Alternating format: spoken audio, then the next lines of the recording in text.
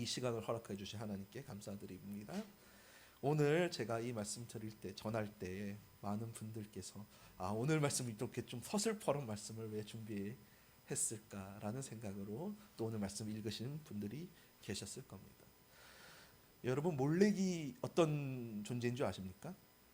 어느 정도 이제 고대 근동 문화라던가 인류사에 대해서 아시는 분들은 몰렉 또는 몰록이라고 하는데, 이 어느 정도는 아실 겁니다. 소의 형상을 한 그 지방신들을 말합니다. 그리고 좀 더 아시는 분들은 인신공양과 관련된 이방신 정도로 아실 겁니다.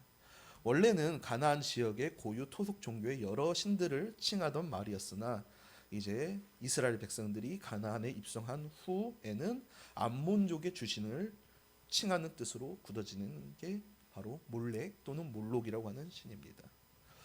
몰렉, 인신공양을 대표하는 종교입니다. 여러분, 인신공양이 무엇입니까? 인신공양 또는 인신공여, 인신공희라고도 하는데, 희라고도 하는데 간단합니다. 제사 때 산 사람을 신에게 희생물로 바치는 것을 인신공양이라고 합니다. 옛날에 제사들, 오늘 말씀에서는 우리가 가나안 땅에 있었던 이방 종교에 한정돼서 말하곤 합니다만, 전 세계에서 이 인신공양이라는 생각은, 그리고 인신공양의 신앙은 많이 발견이 됩니다. 대표적으로 우리나라에도 있죠. 이제 에밀레 종이라고 하는 거, 실제로 사람을 넣지는 않았습니다만 에밀레 종이라는 그 설화에서 내려오는 것 자체가 인신공양이죠. 역시 또 우리나라의 심청전 역시 사람을 인당수에다 던져가지고 자신들의 평안을 꾀하지 않습니까? 몰렉도 역시 이와 같은 모습을 보입니다. 좀 잔혹한 내용일 수 있습니다만 간단하게 설명을 하자면, 몰렉은 청동으로 그 형상을 만들고 그 아래에다가 불을 떼웁니다. 그리고 입 또는 가슴 쪽에 구멍을 만들어 놓고요, 팔을 이렇게 올린 형태로 하게 되는데, 그러면 이제 거기 불을 떼면 뜨거워지지 않습니까? 거기서 그 마을에서 가장 어린 아이들 같은 애들을 손에다 올려놓으면은 아이가 그 불타는 구멍으로 굴러 떨어지게 됩니다. 그리고 이 과정에서 부모들은 아이의 비명을 듣지 못하게 하려고 북이라든가 이런 악기로 소리를 크게 울리게 하는 겁니다. 그리고 이러한 인신공양 보면서 오늘 말씀을 통해서 하나님은 크게 분노하신다. 말씀 자체는 죽이겠다라고 하시겠지만 간단합니다. 크게 분노하신다라는 걸 말하고 있습니다. 여러분, 인신공양이라는 사상의 뿌리가 무엇인 줄 아십니까? 인신공양의 뿌리는 사람이 무언가를 얻기 위해서는 그거에 대한 대가를 지불해야 되고, 그 지불한 대가가 크면 클수록 우리가 더 많은 것을 얻게 되고, 그러면 가장 바칠 수 있는 것 중에 가장 귀하고 가치 있는 것이 무엇일까라는 생각을 하다 보니 사람의 생명이 가장 가치 있는 것이구나 라는 생각에서 인신공양이 왔습니다. 그리고 이러한 생각은 전 세계에 보편적이었기 때문에 세계 곳곳에서 사람의 생명을 없애서 사람의 생명을 통해서 무언가를 얻고자 하는 그 신앙들이 발견이 되는 것입니다. 그렇다면 인간들은 무엇을 얻기 위해서 사람의 생명을 희생했겠습니까? 여러분, 지금과 같은 시대가 아닙니다. 지금이야 사람들 의학이 발달됐고 식량이 많이 나오고 비료라든가 농업이라든가 관계없고 수많은 학문들을 통해서 사람들의 인구를 충분히 확보할 수 있는 시대지만, 이때만 해도 인력이 굉장히 귀중한 시대입니다. 사람 한 명 구하기가 어렵고 태어나면 잘 죽고 이러던 시대인데, 이런 귀한 인간을 소비하면서까지 죽이면서까지 얻으려고 했던 것이 무엇이었습니까? 첫째는 먹고 사는 겁니다. 사람 한 명을 죽임으로써 그 이상의 먹을 것을 우리가 얻을 수 있지 않겠냐라는 것.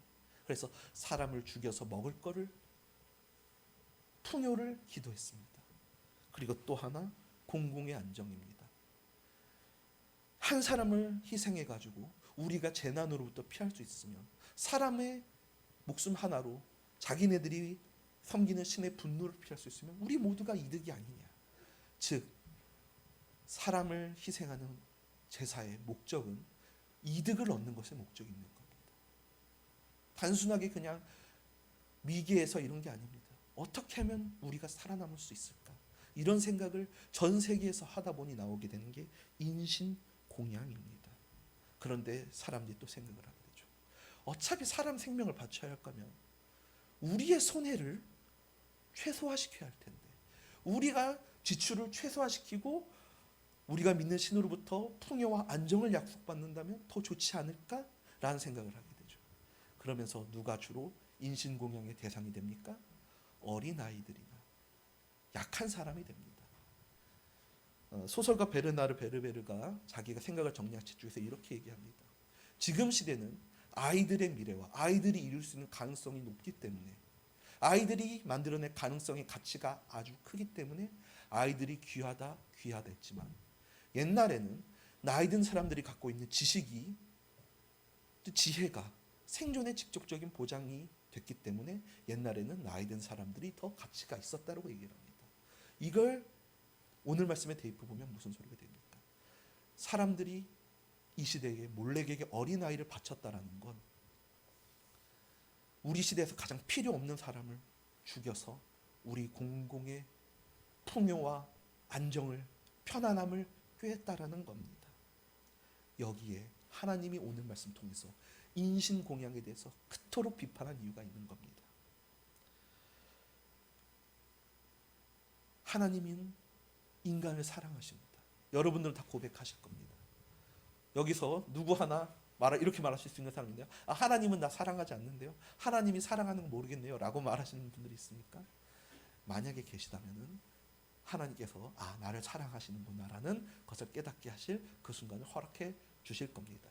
그리고 그걸 겪으신 분들은 고백하실 겁니다. 아니, 하나님은 날 사랑하시라고 고백을 하실 겁니다.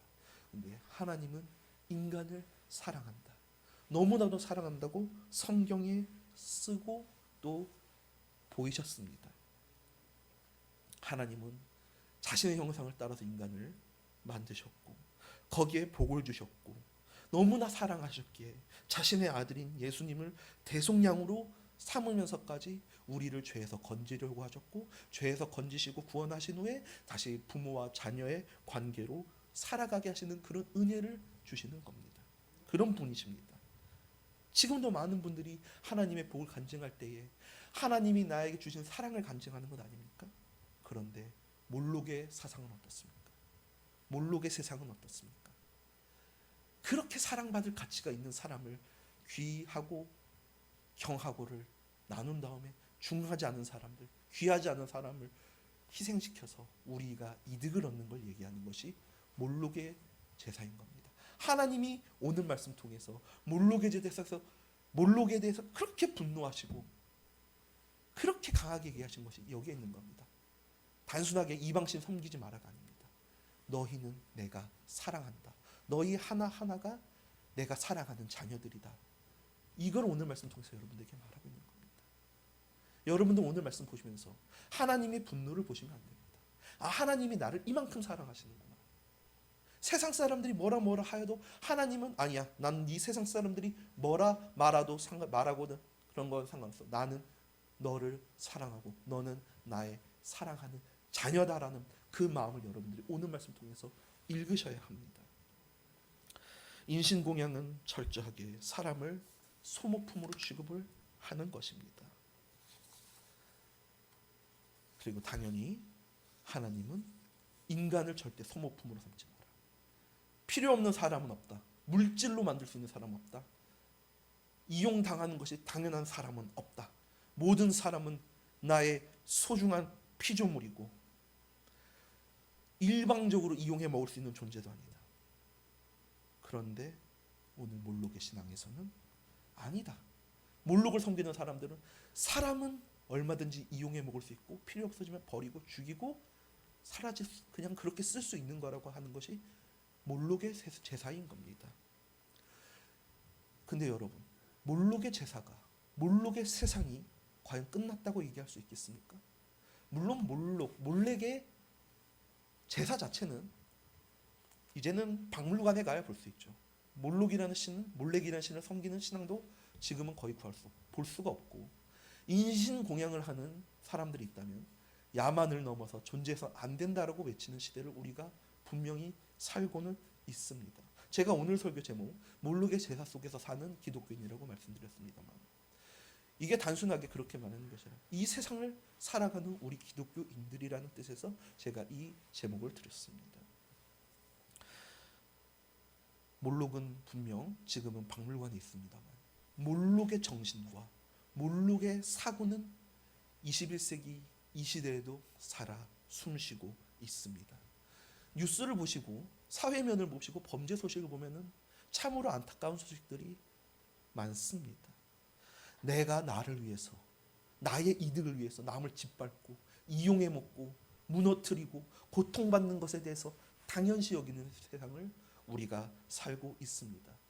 내가 이득 보기 위해서 나보다 못한 애들이 희생당하는 것을 그것이 당연하다고 여기는 사람들이 지금 이 시대에 가득합니다. 나만 잘 되면 된다라고 합니다. 그리고 범죄에 대한 뉴스를 보게 되면은 아예 그냥 남을 짓밟는 걸 넘어서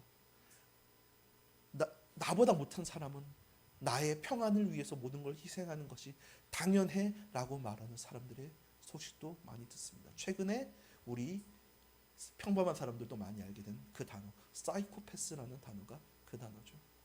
물론 이제 우리가 알고 있는 사이코패스라고 하면 살인과 많이 관련 짓는 사람들이 많습니다만 정신과에서 일하시는 의사들이 말하는 분들이 말하는 실제로 많은 사이코패스는 사람을 죽이기보다는 그 사람을 억지로 희생시켜서 나의 이득을 무한히 취득하는 경우가 더 많다고 합니다.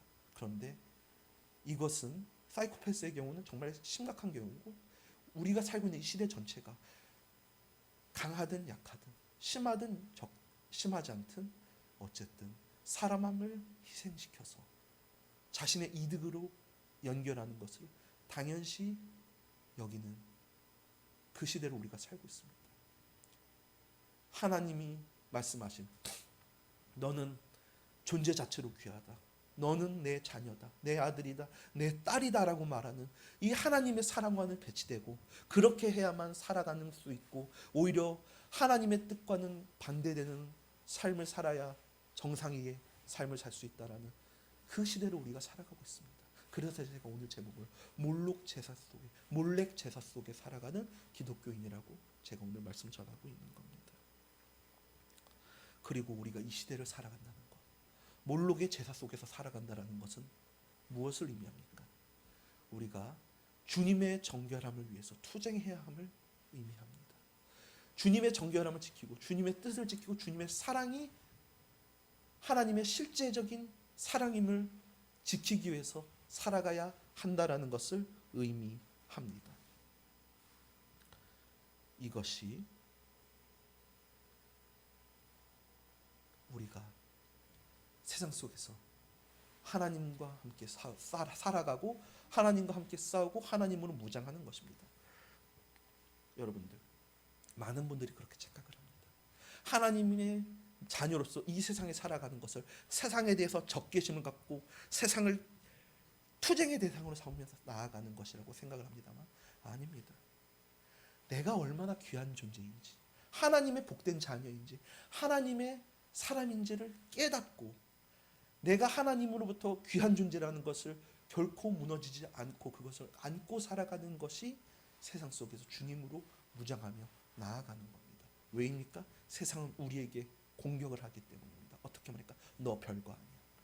너 하나님 뜻 따라 살아가면 살 수 있을 것 같아? 남을 희생하자면 너 죽어. 너 평범하게 살 수 없어. 하나님 뜻 따라가다가는 너 아무것도 아니게 되라고. 너는 하나님의 사랑을 받는 존재가 아니라 그냥 아무것도 아닌 존재라는 식으로 우리가 세상을 살아갈 때마다 세상은 그렇게 우리에게 이야기를 합니다. 근데 그때에 하나님은 우리에게 사랑으로 오시는 분이고 나는 하나님의 사랑으로 살아간다는 걸 하나님의 사랑을 기억한다면 우리는 그 시험의 순간을 이겨나갈 수 있는 겁니다.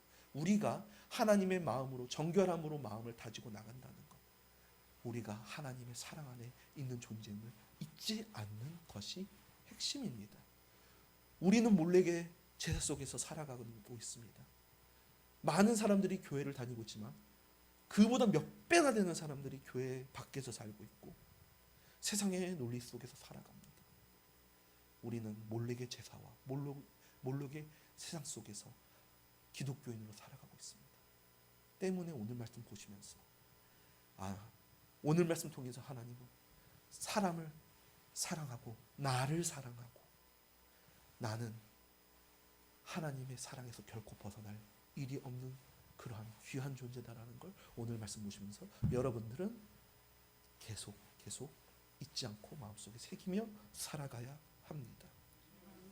물론 희생 필요하기도 합니다. 인간이 어떻게 여기까지 왔겠습니까? 인간 다른 동물들하고 비교해 보세요. 인간의 가죽 얼마나 나약합니까?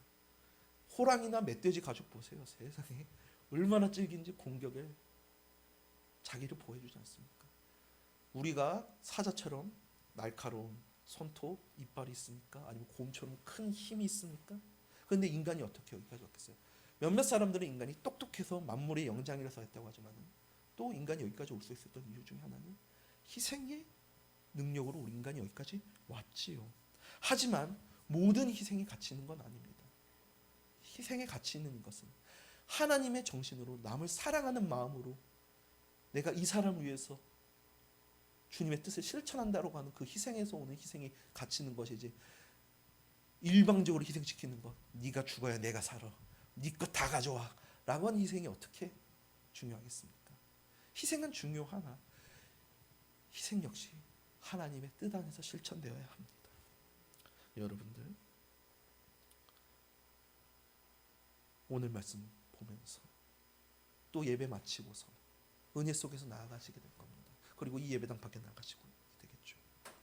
이 예배당 밖에 나간다라는 건 무엇을 의미합니까? 우리는 또 세상 속에서 살아가야 한다는 걸 의미합니다. 세상 속에 살아간다는 건 무엇을 의미합니까? 이제 몰래게 정신을 마주하고 그냥 몰래게 정신이 거기 있네 하고 끝나는 것이 아닙니다. 사실 목회자의 길을 제가 걷고 있지만 저 성도분들이 정말 더 힘든 길을 걸어간다는 걸 알아요. 목회자들은 교회에 있고요. 세상에 나간다 하더라도 하나님의 길을 걸을 때 어느 정도 보호를 받습니다.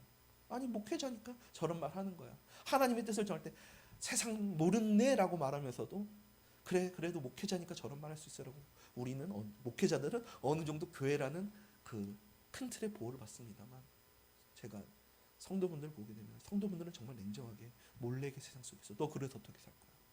너만 고결해? 너만 잘났어?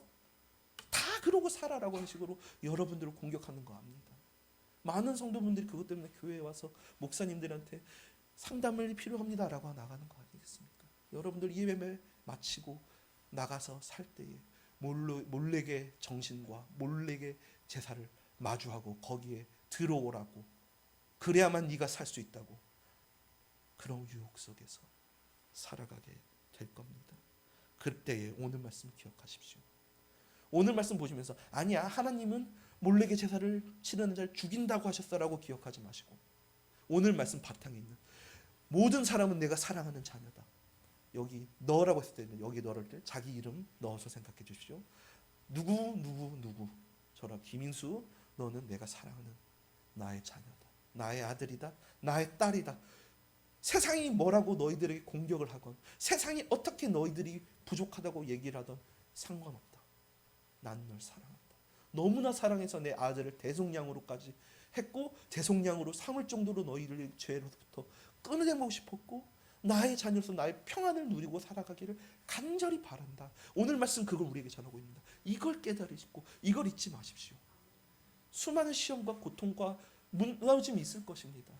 그때 무너지고 끝나는 사람이 있을 것이고 이겨내는 사람도 있을 것이고 수많은 사람들이 있을 것인데 중요한 건 하나님 앞에 나오는 사람들이죠. 누가 하나님 앞에 나옵니까? 이 가장 기본된 걸 잊지 않는 사람이 하나님 앞으로 나아가는 겁니다. 무너질 수 있습니다. 시험에 질 수 있습니다. 쓰러질 수 있습니다. 하지만 무너지고 시험에 지고 부러진 채로 끝내서는 안 될 겁니다. 일어나야죠. 무너지지 않는 사람은 없습니다. 하지만 어떻게 해야 우리가 일어날 수 있나요? 오늘 말씀 보시면서 하나님의 사랑이 나에게 있다라는 것을 기억하십시오. 이길 수 있고 지더라도 다시 일어날 수 있는 힘이 여기에 있는 겁니다. 아이고 죄송합니다. 계속 치게 되네요. 여러분 오늘 말씀 보시면서 항상 확인하십시오. 매 순간 확인하십시오. 매일매일 확인하십시오. 왜 매일매일 확인하고 매 순간 해야 합니까? 저희 같은 성직자들도 시험에 놓이게 되는데 세상 속에 살아가신 여러분들은 교회의 순간보다 더 많은 순간에 시험에 들어올 것 아닙니까? 그때 그 순간순간마다 하나님을 기억해야지 우리가 이기지 않겠습니까? 오늘 말씀 보시면서 여러분들 항상 기억하십시오. 결코 나는 소모품이 아니야. 누군가의 이득을 위해서 내가 희생해야 될 사람이 아니야. 난 물질로 대체될 수 있는 사람이 아니야. 하나님은 말씀하셨어. 너는 나의 소중한 사람이라고. 내가 널 사랑한다고. 내가 너를 끌고 이끌고 나가며 무엇과도 바꾸지 못할 존재로 난 너를 사랑한다라는 것. 다시 확인하십시오. 성경이 말하지 않습니까? 잃어버린 양의 비유, 드라곤 그노아의 비유. 예수님도 얘기하지 않습니까? 뭘 얘기하는 겁니까? 세상에 나와 바꿀 수 있는 존재는 없다라고 하나님은 분명히 얘기하고 있는 겁니다. 물론 오늘 말씀 정말 너무나 냉혹하고 서슬퍼런 얘기라서 하나님의 사랑이 아닌 하나님의 분노를 먼저 보시는 분들이 있을 겁니다. 하지만 아시지 않습니까? 여기 계신 분들 저보다 다 대부분이 나이 많으신 분들일 텐데 자녀 기르시면서 자녀가 아니더라도 내 사랑하는 사람을 대하면서 내 사랑하는 사람이 바른 길로 나아가길 바랄 때 크게 내고 화낼 때도 있지만 그 바탕에 사랑이 있다는 거 아시지 않습니까? 그 사랑의 마음이 오늘 말씀에 있는 겁니다. 그리고 분명히 하는 겁니다. 동시에 너를 공격하고 네가 아무것도 아니라 얘기하고 하나님의 자녀로서 사랑을 받을 존재가 아니다라고 외치는 것에 대해서 내가 분명히 나도 움직이겠다라고 하나님이 말씀하시는 겁니다. 오늘 말씀 죽이겠다가 아니라 너를 사랑하고 너를 공격하는 것으로부터 너를 지키겠다라는 말씀이 동시에 있는 겁니다. 이걸 지키고 이걸 보시며 살아가십시오. 이걸 놓치게 되면 우리 정말 이 세상 못 살아갑니다. 정말 힘든 세상 살아가게 되고요. 살아도 산 것 아닌 삶을 살아가게 됩니다. 아니 오히려 다른 종교들보다도 못한 차라리 그 종교보다도 못한 삶을 살아가게 됩니다. 여러분 이 세상에 수많은 종교들이 있습니다. 근데 우리가 그런 종교들과 다르다고 말하며 살아있는 하나님이라고 고백하는 이유가 무엇입니까? 경험이고 체험입니다. 사람들은 교리가 약하네. 뭐냐? 믿지도 않는 존재하지도 않는 신을 믿으면서 네 자신을 하는 자기 최면 아니냐? 아닙니다. 겪음 하나님이 살아계신다라는 걸 아신다면 오늘 말씀 충분히 현실이 되는 얘기고 오늘 말씀 내 말씀이 되는 겁니다. 세상 시험 속에서 여러분들이 많이 흔들리실 순간이 오실 겁니다. 물론 제가 가장 바라는 건 흔들리지 않고 항상 이기며 나아가는 걸 제가 바랍니다. 제 마음이 기본적으로 약해서 성도분들 고생하고 아파하는 걸 제가 보면은 저도 마음이 아파요. 보고 싶지 않아요. 근데 현실은 또 현실이지 않습니까? 근데 아파할 수 있는 그 순간이 올 때에 어느 순간에 그 아파함의 끝에 나 별거 아닌 것 같아. 나 아무것도 아닌 것 같아. 나 이대로 사는 게 맞나? 라고 생각하실 때 오늘 말씀 보십시오. 그리고 기억하십시오. 그리고 오늘 말씀 자랑이 되기를 바라겠습니다. 오늘 말씀이 나의 능력과 힘으로 살아가는 그 본질적인 진실된 힘이 되기를 바라겠습니다. 여러분 세상 풍파에 제가 사실 오늘 말씀 전하는 거 목회자로서 살면서 참 건방진 얘기일 수도 있습니다. 어떻게 제가 여러분들의 현실의 삶의 무게를 함부로 말하겠습니까? 제가 어촌 출신입니다. 광안리 출신입니다. 광안리 도시 아니라고 했지만 제가 어릴 때만 해도 광안리는 완전 작은 건물들밖에 없었고요. 밀락동 가면 완전 허허벌판에 항구 하나 있었던 시절이에요. 제가 이제 자라면서 제가 어느 정도 머리가 굵어질 때 광안리가 발전했는데 그러다 보니 어부분들 사시는 걸 어느 정도 알아요. 정말 치열하게 삽니다. 그리고 여러분들이 얼마나 치열하게 사는지에 대해서 제가 공감을 100% 하지 못하지만 머리로는 압니다. 그리고 제 군대에서 또 하면서 여러분들이 놓여져 있는 시험들이 어떤 것인지를 압니다. 좀 주제 넘은 설교일 수도 있겠습니다만 제 얘기를 하는 것이 설교가 아니라 하나님의 말씀을 하는 것이 설교니 제가 전달하는 겁니다. 오늘 말씀 들으시면서 오늘 말씀 보시면서 그냥 제가 이렇게 얘기하는 걸로 받아들여 주시지 마시고 하나님이 하시는 말씀이라고 하나님이 여러분들에게 주신 말씀입니다.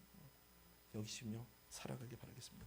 이 마음을 갖고 살아가게 되신다면 분명히 시험을 이길 수 있는 능력이 여러분들에게 있을 것입니다. 그리고 시험 이기는 능력 한 번 겪잖아요. 그럼 그 다음 시험도 이기게 될 거예요. 그 이기게 되잖아요. 또 시험을 이기게 되고 점점점 하나님의 살아계심을 증명할 수 있는 역사가 내 안에 쌓이게 될 거예요. 많은 사람들은 얘기할 거예요. 나 하나님 믿는데 나 왜 이렇게밖에 못 살지? 변화가 없는 것 같아. 나 또 졌어. 또 무너졌어. 베드로 그러잖아요. 베드로가 대표적인 그런 제자 아닙니까? 하나님 믿는데 겁먹고 물에 빠지고 하잖아요. 많은 사람들이 성경을 보면서 나 한 번에 하나님의 그런 걸 가고 싶은데 왜 난 변하지 않는 거지? 근데 여러분, 많은 신앙의 선배들 중에서 베드로와 같은 길을 걸었던 사람들이 많습니다. 순간순간에 한 번의 시험을 이기고 그 다음 시험을 이기고 그 다음 시험을 이기고 그 시험을 지속적으로 이겨나감으로써 기쁨을, 하나님의 살아계심을, 하나님의 능력을 실천해 나갔던 사람들이 훨씬 많습니다. 오늘 말씀 보시면서 하나하나 이겨나가십시오. 제가 이거 오늘 말씀에서 한 번에 인생 바뀌실 거라 믿습니다. 물론 바뀌실 분 역사도 있겠지만은 하나하나 세상을 하나하나 이겨나가실 힘을 얻으십시오. 저도 그 힘을 함께 살아가겠습니다. 그리고 하나님의 사랑이 그 모든 원동력이 될 것을 제가 오늘 이 자리에서 얘기하니 하나님이 주신 사랑 항상 마음속에 품고 살아가시기를 바라겠습니다. 여러분들 한 사람 한 사람, 여기 제가 여러분이랬지만 제가 여러분이랄 때 자기 이름 넣어서 생각해 주세요. 내 이름, 나는 누구누구, 저 김인수는, 이렇게 여러분들은 한 사람 한 사람 누구 하나 빠짐없이 하나님의 사랑 안에서 구원받고 하나님과 부모와 자녀의 관계를 맺고 살아가는 사람입니다. 여기 있는 사람 단 한 명도 예외 없습니다. 성경이 증거합니다. 이 마음 품고 살아가시고 세상에서 이기는 그런 역사를 누리고 살아가는 우리 영일교회 성도분들 되시기를 진심으로 기도합니다.